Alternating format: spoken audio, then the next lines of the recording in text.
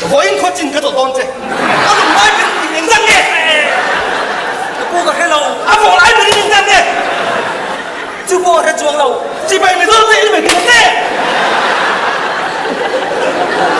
我咁你唔講得都翻去啊？後尾屬於黏路度，撩啲緊嘅諗，撩啲緊嚟，你復出啦，家後路後路先邊路？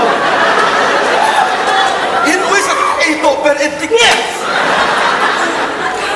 Garpa sa akal English ya. Nanti na sa umilo.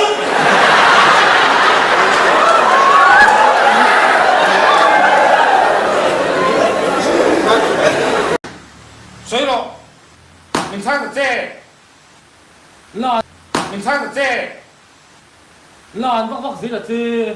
一種啦後退咯，本事有條屈屈死數。哦，後退嘛後退了嘛，咁你結婚係乜嘢啊？咁呢個邊嗌咯，睇看老啲多些數，希望佢咁你結婚係得兩年，一多數叻些。啊，個多多係你，一種啦後退先，你看你服卜卜唔得。